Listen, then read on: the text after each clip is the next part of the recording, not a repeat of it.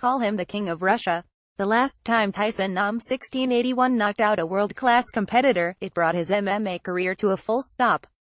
This time, he's capitalizing on momentum. He's moving forward. I'm very thankful that I've not had one, but two chances now, Nam told MaJunkie.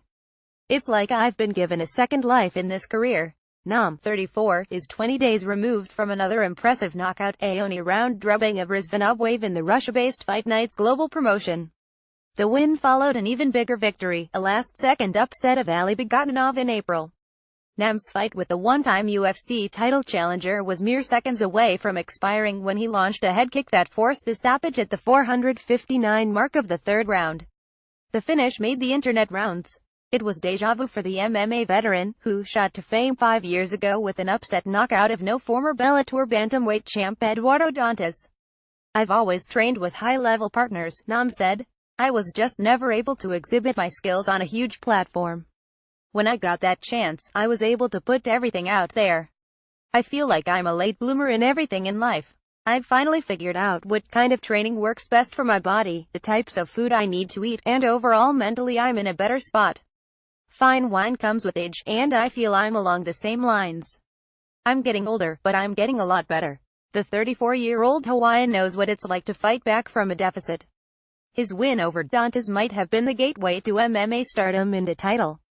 Instead, it wound up being one of the most rocky periods of his career. Offers from other promotions triggered a legal fight with Bellator over a matching clause in Nam's contract, despite the fact the promotion had released him prior to his fight with Dantas. After I knocked out their champion, all these contract clauses and paperwork and legal disputes started, which I thought was a bunch of baloney, he said. He spent 2 months in limbo before he was freed to field offers from other promoters. He signed a high-profile deal with the WSOF, now PFL, and hoped to leverage his sudden fame into a title run. Then, disaster struck. He lost 2 straight for WSOF and was released from contract. He lost 2 more before his skid ended. All the momentum was gone. Nam eventually turned things around in August 2015, when he knocked out an unheralded opponent in his home state of Hawaii. But he didn't feel like he'd turned a corner until he moved back to the island full-time in September 2016.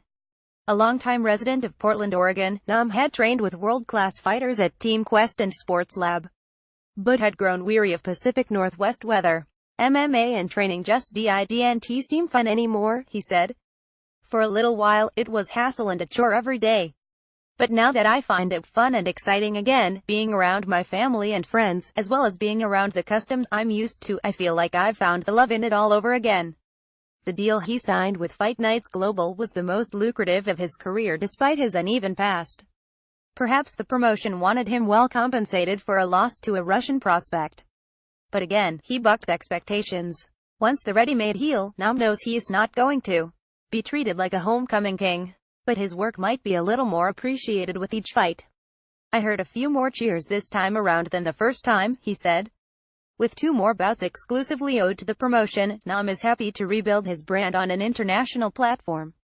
He would be remiss, though, not to chase another goal that's eluded him over 11 years of professional fighting.